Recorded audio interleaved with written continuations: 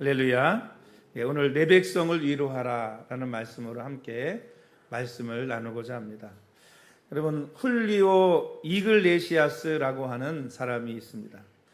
1943년에 스페인에서 태어나가지고 가수이자 작곡자이고 영화배우로 유명한 사람입니다.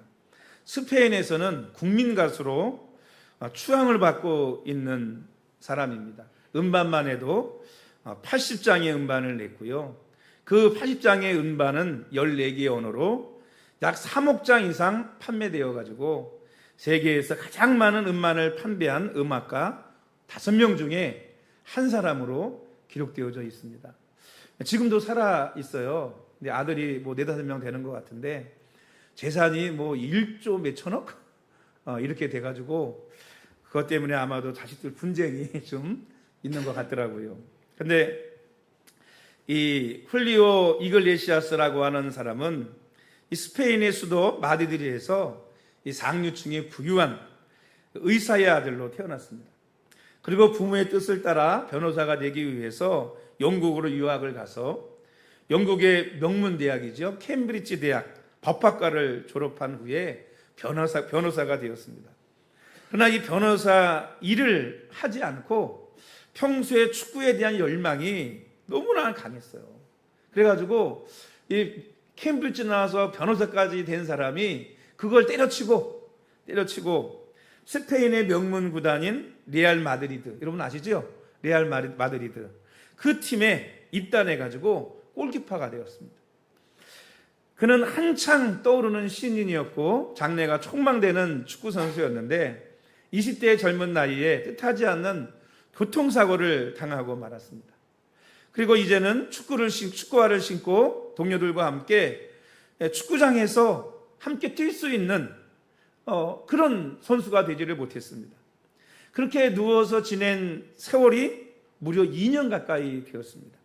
여러분, 2년 가까이 병원에서 치료를 받으면서 여러분 깊은 절망에 빠졌습니다. 2년 동안 누워있던 사람이 어떻게 나가서 뛰고 더욱이나 축구 선수가 되어가지고 이름을 날릴 수 있겠습니까? 그의 주변 사람들은 어느 누구도 그를 위로할 수 없다고 생각을 했습니다. 그도 그럴 것이 이 영국의 명문 대학 캠브리지를 나와서 변호사가 되고 그걸 다 포기하고, 여러분 그 참 힘든 거잖아요, 그죠? 포기하고 축구 선수가 되었는데 축구를 그렇게 좋아해서 축구를 시작했는데 갑자기 사고가 나가지고 2년을 병원 생활을 하고 있다고 생각해 보십시오. 축구를 다시 할 수 있다는 희망조차 갖지 못하게 되었기 때문에 그의 마음이 너무나 큰 상심이 되었고 절망이 되었습니다. 그리고 그 역시 주변에서도 어떤 말을 해도 그가 관심을 기울이지 않았습니다. 꺾여버린 자신의 꿈은 그 어느 것으로도 보상될 수 없다고 생각했기 때문입니다. 그런데 어느 날 그의 치료를 맡고 있던 병원의 한 간호사가 그에게 기타를 하나 선물로 주었습니다. 그는 간호사가 보내준 기타를 받아 들었고 이날부터 전혀 새로운 길을 가게 되었습니다. 병원에 앉아서 뛰지도 못하고 나가지도 못하니까 기타를 들고 치면서 스스로 노래를 부르며 위로를 받기 시작을 했습니다. 자신 앞에 감추어진 음악적 천재성을 그리고 깨닫게 되었습니다. 슬프면서도 낭만적인 곡들을 직접 작곡하기도 하고 부드러우면서도 심찬 감성적인 저음의 목소리로 가수의 길을 걸어가기 시작을 했습니다. 그리고 마침내 스페인에서 국민 가수로 추앙을 받게 되었고 1989년에는 유엔의 유니세프 친선대사로 활동하기도 했습니다. 이 영국의 명문 캠브리지 대학을 졸업하고 변호사가 되었지만 그는 축구에 대한 열정 때문에 그것을 모두 포기하고 축구 선수가 되었고 축구 선수로 각광을 받기 시작했던 무렵에 교통사고로 더 이상 축구를 할 수 없는 그런 신세가 되었지만 그의 인생은 끝난 것이 아니었습니다. 왜냐하면 절망에 빠진 그를 위로하기 위해서 건네준 작은 기타라고 하는 선물 하나가 그를 세계적인 가수로 만들었기 때문입니다. 이제 그는 더 이상 총만 받는 축구 선수도 아니고 또 변호사도 아니지만 세계적인 가수 훌리오 이글레시아스로 많은 사람들에게 기억되고 있기 때문입니다. 여러분, 사람들이 깊은 절망에 빠지는 데는 각자 이유가 여러 가지가 있습니다. 어떤 사람은 잘 나가던 사업이 갑자기 망하게 되면서 절망에 빠지기도 하고, 어떤 사람은 건강하던 몸에 치료될 수 없는 병이 생겨서 그 병으로 인해서 절망하기도 하고, 어떤 사람은 사랑하는 사람이 죽거나 자신의 곁을 떠나서 또 절망에 빠지기도 하고, 어떤 사람은 자신이 열망하던 일을 이루지 못해서 또 절망감에 빠지기도 합니다. 그리고 때로는 자신의 잘못이나 실수로 인해서 큰 아픔을 겪으면서 절망에 빠지기도 하고, 때로는 아무 이유 없이 마음에 어두운 그림자가 드리워져 가지고 자신도 모르는 사이에 절망감을 느끼기도 합니다. 그러나 그 어떤 이유로 인해 절망감을 느끼든지 간에 중요한 것은 그 절망적인 상황에서 스스로 모든 것을 포기하는 사람이 될 것이냐, 아니면 그 절망의 자리가 그의 인생의 마지막이 아니고 새로운 시작이 되어가지고 새로운 인생을 살아가게 될 것이냐 하는 것이 여러분 중요하다는 것입니다. 여러분, 오늘 말씀을 통해서 절망 가운데에서 희망을 품을 수 있는 그런 우리 모든 성도들이 되시기를 주님의 이름으로 축원합니다. 첫 번째로, 하나님은 선지자들, 주의 종들을 통해서 하나님의 백성을 위로하기를 원하십니다. 우리 한번 1절 2절 말씀을 다 같이 읽어보겠습니다. 시작. 너희의 하나님이 이르시되 너희는 위로하라, 내 백성을 위로하라. 너희는 예루살렘의 마음에 닿도록 말하며 그것에게 외치라. 그 노역의 때가 끝났고 그 죄악이 사함을 받았느니라. 그의 모든 죄로 말미암아 여호와의 손에서 벌을 배나 받았느니라 할지니라 하시니라. 아멘. 하나님께서 그의 종 선지자들에게 뭐라고 말씀하세요? 내 백성을 위로하라. 그것도 반복하면서 너희는 위로하라, 내 백성을 위로하라 라고 말씀하십니다. 그것도 어떻게 위로하라는 거예요? 대충 위로하는 것이 아니고 예루살렘의 마음이 닿도록 위로하는 거라는 거예요. 이 예루살렘이라는 곳이 어디입니까? 유다의 수도였고 마지막 바벨론에 의해서 멸망을 당하지 않습니까? 그 예루살렘을 위로하라고 하는 것은 그 예루살렘에 살던 하나님의 백성들을 위로하라고 하는 이야기입니다. 예루살렘 백성들은 예루살렘이 멸망한 후에 바벨론으로 포로로 끌려가서 70년간 노예 생활을 했습니다. 70년 동안 민족이 말살될 뻔한 상황도 있었습니다.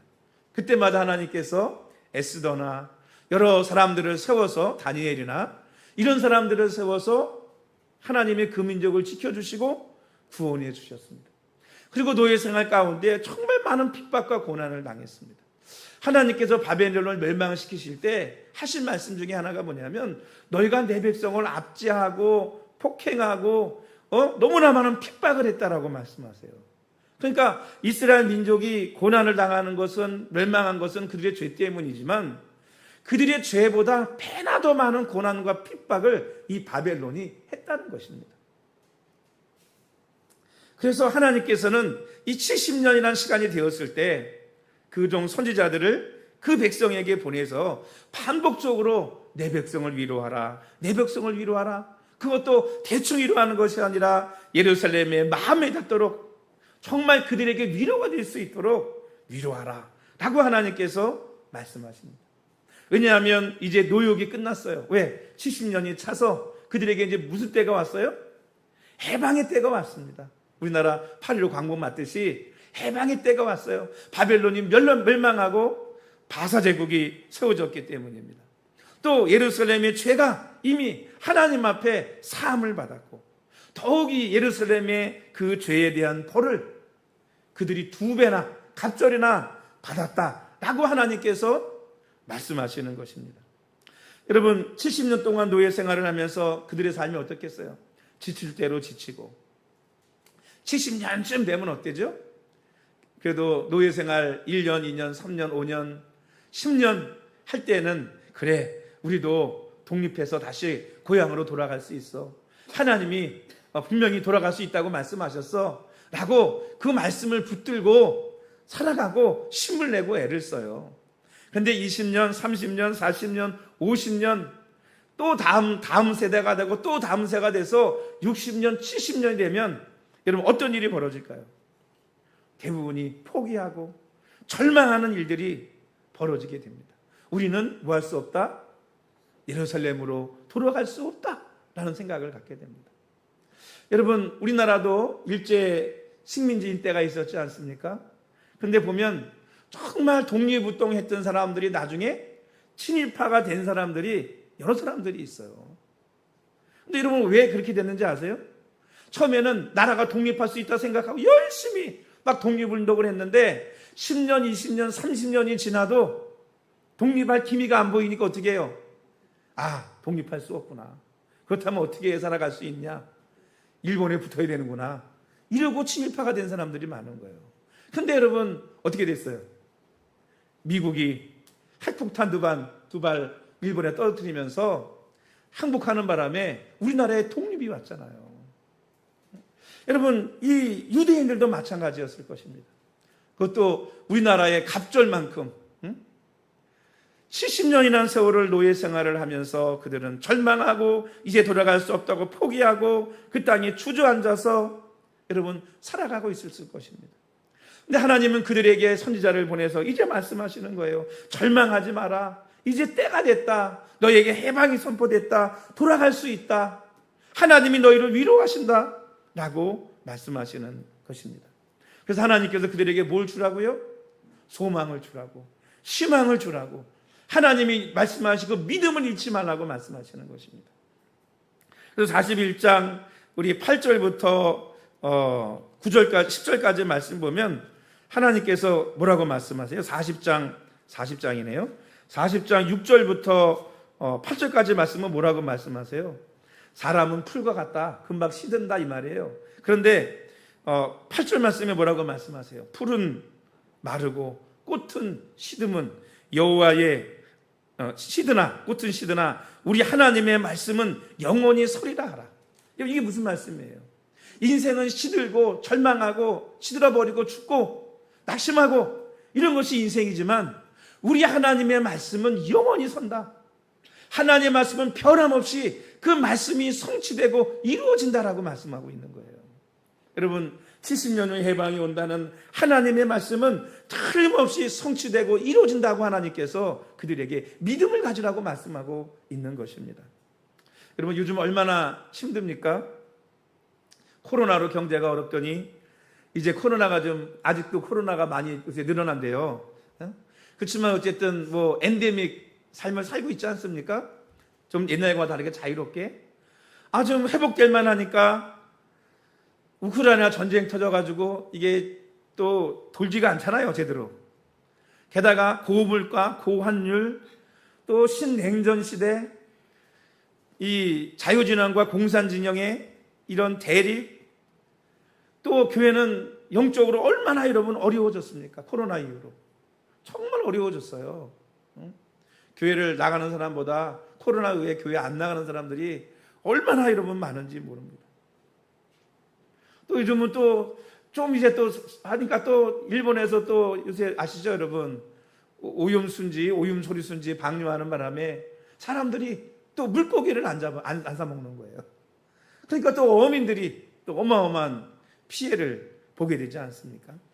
자신의 잘못으로 어려움을 당하는 사람도 있지만 여러 가지 시대적인 환경 때문에 고통을 당하는 분들도 여러분 많이 있습니다. 그러나 여러분들 하나님은 여러분을 위로하기를 원하십니다. 할렐루야. 여러분의 마음을 만져주시고 치료해 주시기를 원하십니다. 위로하시는 하나님의 음성을 듣고 여러분의 몸과 마음이 치료되고 회복되기를 주님의 이름으로 축원합니다. 할렐루야. 하나님은 우리를 위로하기를 원하세요. 힘들지, 어렵지, 포기하지 마라, 절망하지 않아. 오늘 이번 주 금주의 찬양이 하나님의 열심이에요. 요즘 이 찬양이 얼마나 은혜가 되는지 저도 쫙 듣고 있거든요. 여러분 더딜지라도 힘들지라도 뭐해라? 견뎌줘라, 살아줘라. 하나님께서 이렇게 우리에게 위로하시고 말씀하시는 것입니다. 여러분 위로하시는 하나님의 그 위로를 저와 여러분들이 받을 수 있는 성도들이 되시기를 주님의 이름으로 축원합니다. 두 번째는 뭐냐면 하나님이 주시는 위로를 받아들일 줄 아는 사람이 되어야 됩니다. 우리 3절 4절 말씀을 다 같이 읽겠습니다. 시작. 외치는 자의 소리여 이르되 너희는 광야에서 여호와의 길을 예비하라. 사막에서 우리 하나님의 대로를 평탄하게 하라. 골짜기마다 도두어지며 산마다 언덕마다 낮아지며 고르지 아니한 곳이 평탄하게 되며 험한 곳이 평지가 될 것이요 여호와의 영광이 나타나고 모든 육체가 그것을 함께 보리라. 이는 여호와의 입에 말씀하셨느니라. 여러분, 이스라엘의 진정한 위로는 누구냐? 바로 예수 그리스도이십니다.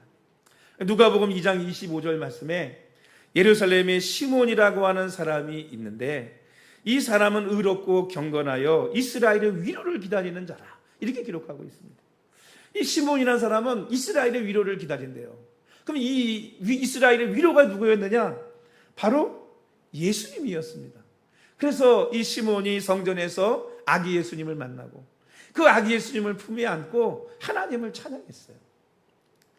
여러분, 시몬이 기다린 이 이스라엘의 위로 바로 예수님이었습니다. 그리고 오늘 우리가 읽은 이 말씀은 사실은 누구에 대한 말씀이에요? 구속사 쪽으로 보면 세례 요한에 대한 말씀입니다. 그래서 이 본문의 말씀이 그대로 우리 마태복음에 가면 세례 요한을 소개할 때 기록되어 있지 않습니까? 광야에서 외치는 자의 소리가 있다는 거예요. 그리고 그가 오늘 우리가 읽은 말씀처럼 하나님의 대로를 예비할 수 있도록 한다는 것입니다. 이 말씀은 예수님께서, 이스라엘의 위로는 예수님께서 이 세상에 오시기 전에 세례 요한이 와서 예수님을 맞이할 준비를 시킨다는 것입니다. 준비를 시킨다는 거예요. 그런데 구속적인 관점이 아니고 그냥 오늘 본문 중심으로 이 말씀을 생각해 보면 하나님께서 위로를 주실 때 그 위로를 받아들일 수 있는 마음의 준비가 되어야 된다는 것입니다. 세례 요한이 와서 예수님이 오실 준비 쫙 해가지고 사람들이 예수님을 믿고 영접할 수 있도록 준비한 것처럼 하나님의 위로가 우리에게 임할 때 그 하나님의 위로를 받아들이고 그 위로를 누릴 수 있는 준비된 심령이 되어야 한다는 것입니다. 여러분, 사람의 마음이 얼마나 복잡합니까? 여러분, 10길 물속은 알아도 한 길 사람 속은 알 수가 없다 그러지 않습니까? 사람의 마음 속에는 높은 산도 있고 깊은 골짜기도 있고 사막도 있고 바다도 있습니다. 이런 것들이 장애물이 되어서 하나님의 은혜를 가로막고 하나님의 말씀을 가로막습니다. 아무리 태양이 뜨겁게 내릴지라도 뚜껑 덮인 항아리 안에 햇빛이 들어갈 수 있겠습니까? 여러분, 어떻게 해야 될까요? 마음을 열어야 합니다. 그리고 마음의 높은 산과 깊은 골짜기를 메워서 평지가 되어야 합니다. 그래서 오늘 말씀하고 있잖아요. 산을 메우고 골짜기를 메꿔서 뭐가 하라? 평지가 되게 하라. 그래야 뭘 볼 수 있다? 하나님의 영광을 볼 수 있다. 진정한 위로자 되시는 예수님을 만날 수 있다는 것입니다. 그리고 진정한 그래야 위로를 얻을 수 있다, 받을 수 있다라고 말씀하고 있는 것입니다. 여러분, 아이를 낳지 못해 고통했던 한나가 하나님의 전에 와서 울고 기도할 때 하나님 어떻게 하셨어요? 그를 위로해 주셨습니다. 한나가 아멘 그러고 가가지고 사무엘도 낳고 그 약속 지켰더니 또 다른 아이들을 하나님이 주셨습니다. 사라도 하나님의 위로, 아이를 갖지 못해 고통했지만 하나님께서 그를 위로하실 때 이삭을 출생했습니다. 욥도 고난 속에서 하나님의 위로를 받고 갑절의 복을 받았습니다. 여러분의 마음에 높은 산과 골짜기를 메우고 시온의 대로가 여러분 마음 안에 새겨지기를 주님의 이름으로 축원합니다.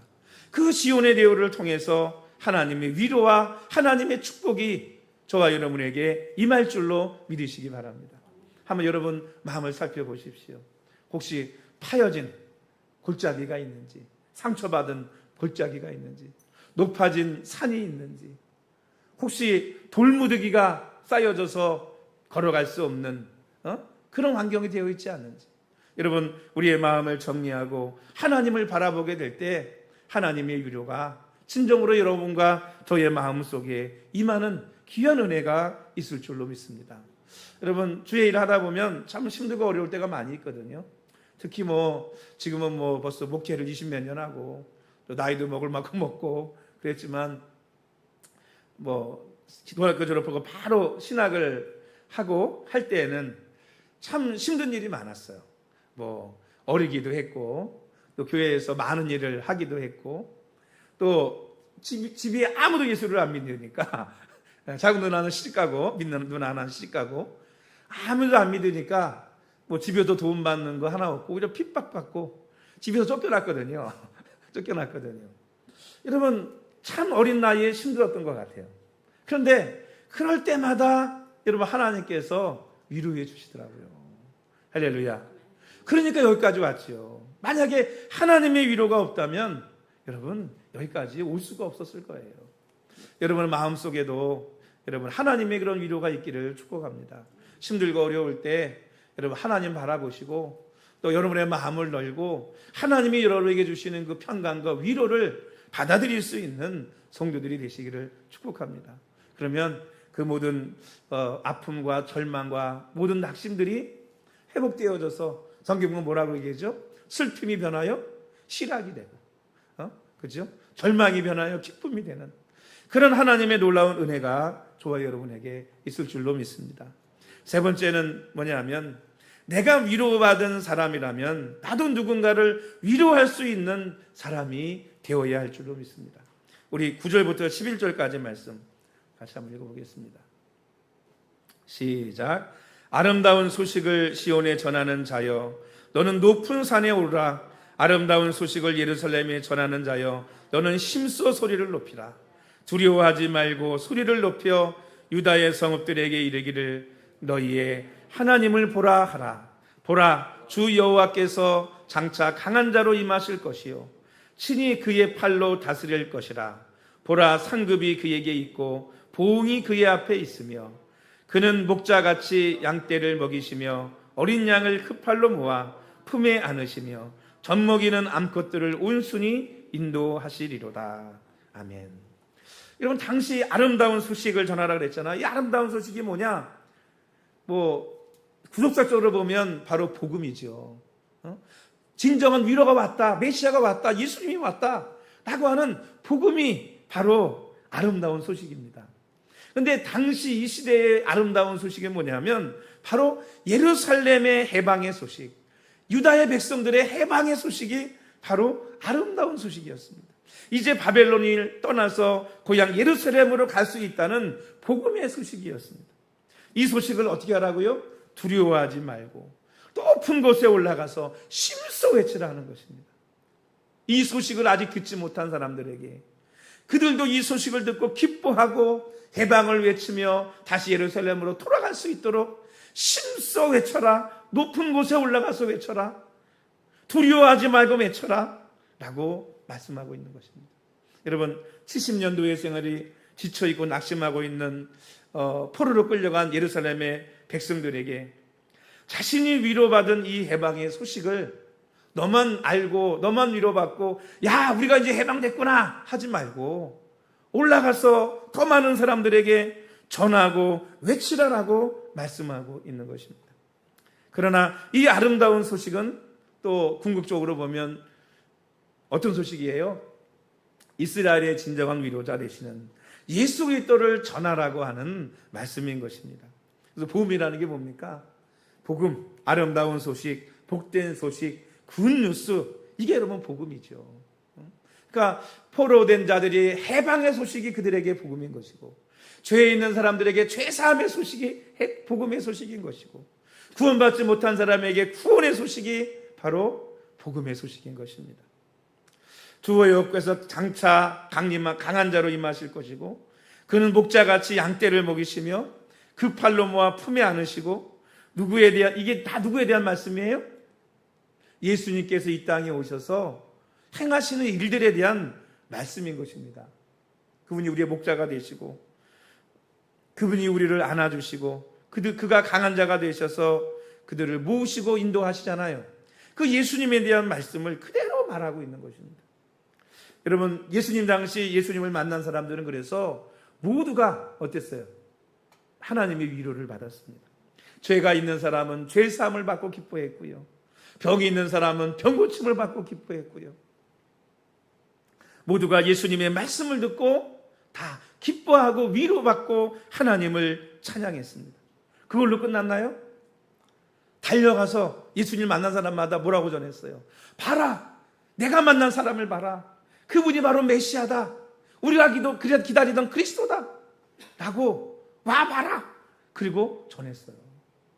그게 바로 예수님을 만나서 하나님의 위로를 받았던 사람들의 모습이었습니다. 저와 여러분들은 오늘 예수님을 만나 다시 한번 위로받았으면 좋겠습니다. 예수님 믿고 살아갔지만 오늘 내 모습을 돌아보니 상처와 아픔, 너무나 힘들고 어려운 환경에 놓여 있다. 여러분 다시 예수님을 만나서 위로받을 수 있는 성도들이 되시기를 주님의 이름으로 축원합니다. 그리고 아직 예수님을 못 만났다, 친정한 위로자 되시는 예수님의 위로를 받을 수 있는 그런 성도들이 되시기를 주님의 이름으로 축원합니다. 그리고 이제는 가서 예수님을 만난 사람들이 가는 곳마다 이스라엘의 위로운 예수님을 전한 것처럼 저와 여러분들도 가는 곳마다 예수님을 전하고 외치는 성도들이 되시기를 주님의 이름으로 축원합니다. 특히 예수님을 못 만난 사람들에게는요, 이 성경 말씀 읽고 설교를 듣는 것보다 더 큰 위로와 은혜와 믿음을 주는 게 뭐냐? 여러분, 간증이에요, 간증. 그래서 우리가 다니엘 기도회 통해서 참 많이 은혜 받죠. 왜? 그분들이 만난 하나님, 그분이 받은 위로, 그 이야기를 들으면서 우리도 뭐 받는 거예요? 위로받고 우리도 은혜 받는 거예요. 안 믿는 사람에게 성경이 어떻고 예수님이 어떻고 그 사람이 그거 이해하겠어요? 근데 내가 힘든 사람 붙들고 그 사람을 위로하면서 내가 예수님 만났더니 하나님이 이렇게 위로해주고 도와주셨다, 이렇게 내가 구원받았고 내가 이렇게 문제 해결받았고, 그래서 내가 받은 위로를 전하게 될 때 그 사람들도 그 위로를 받고 하나님 앞에 나와 주님을 만날 수 있는 사람들이 되어질 줄로 믿습니다. 여러분, 영국 역사상 가장 오랜 기간 동안 왕위를 재직했던 분이 있는데 그분이 바로 그 유명한 빅토리아 여왕입니다. 그 빅토리아 여왕은 부군이 알버트 공이었습니다. 스코틀랜드의 성 앤드류 대학 총장인 이 둘록 부부라고 하는 사람하고 앤드류 경이 가까이 지냈다고 합니다. 그런데 이 공교롭게도 1861년도에 이 빅토리 여왕의 부군인 알버트 공과 둘록 총장이 같은 해 세상을 같이 떠나게 되었다고 합니다. 이 빅토리아 여왕은 남편이 세상을 떠나자 이제 나를 빅토리아라고 불러줄 사람은 아무도 없다라며 깊은 시름에 빠졌습니다. 그러던 어느 날 여왕은 예고도 없이 자신처럼 과부가 된 이 대학 총장이었던 둘록 부인을 방문하게 되었습니다. 여왕이 자신의 집에 찾아오니까 이 둘록 부인이 놀래가지고 여왕을 맞으려고 의자에서 일어서서 나가려고 했습니다. 그랬더니 이 여왕이 둘록 부인을 만류하면서 이렇게 말을 했습니다. 일어나지 마세요. 나는 오늘 여왕의 신분으로 당신을 찾아온 것이 아닙니다. 남편이든 여자가 남편이든 여자에게 찾아온 것이라고 이렇게 이야기를 했다고 합니다. 남편을 먼저 보내고 외로움과 슬픔에 빠져있던 여왕은 같은 처지에 있던 둘록 부인을 찾아가서 그녀를 위로해 주었던 것입니다. 여왕으로서가 아니라 함께 위로받아야 할 사람의 입장으로 말입니다. 여러분, 어려움을 겪어보지 않은 사람이 어려움을 당한 사람을 위로한다는 거 참 어려운 이야기입니다. 위로가 안 돼요. 자녀를 잃은 부모를, 자녀를 잃어보지 아니한 사람이 위로한다는 거예요. 무슨 말로 위로를 하겠어요? 위로가 될 수 있겠습니까? 위로가 될 수가 없더라고요. 근데 옛날에 부교육자 시절에 있던 교회에서 먼저 아들을 보낸 권사님이 계셨어요. 그런데 교회 젊은 집사님 아들이 그만 사고를 당해서 죽고 말았어요. 그러니까 여러분, 그 젊은 집사님을 위로할 사람이 아무도 없습니다. 막 이쁜 한 그때 5, 6살, 7살 됐을래나? 그 어린아이가 아들이 여러분 죽은 거예요. 여러분, 그 엄마를 위로할 사람이 누가 있겠습니까? 그저 그냥 위로하지 못하고 기도해주고 안타까워하고 그거밖에 없죠. 그런데 그분을 위로할 수 있는 사람이 딱 한 사람 있었어요. 누굴까요? 먼저 딱 성장한 아들을 보낸 이 권사님이 그 젊은 집사님 엄마를 위로하니까 위로가 되더라고요. 그리고 일어나더라고요. 왜? 먼저 겪어봤으니까. 그 아픔을 아니까. 그리고 그 아픔을 아는 사람이 위로를 하니까 또 뭐가 되느냐 하면 위로가 되는 거예요. 여러분, 우리도 위로를 받아야 할 사람이지만 위로를 받아야 할 우리를 통해서 하나님께서는 누군가를 위로해 주시기를 원하십니다. 우리의 작은 위로가 누구에게는 생명을 살리는 일이 될 수도 있기 때문입니다. 어떤 목사님이 그러시더라고요. 아마 가장 먼저 지옥에 가는 것이 있다면 우리의 입술일 거라고. 왜?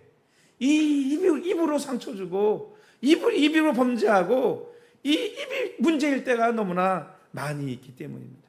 그러나 내가 상처받았다고, 내가 위로받지 못했다고 다른 사람에게 상처 주고 아프게 하지 마시고 내가 먼저 예수님께 위로받고 나도 다른 사람을 위로할 수 있는 성도들이 되시기를 주의 이름으로 축원합니다. 할렐루야. 여러분도 위로받으시고요. 또 다른 사람을 위로할 수 있는, 여러분이 예수님 믿었으니까 또 다른 사람에게 그 예수님을 전할 수 있는 그런 우리 모든 성도들이 되시기를 주님의 이름으로 축원합니다.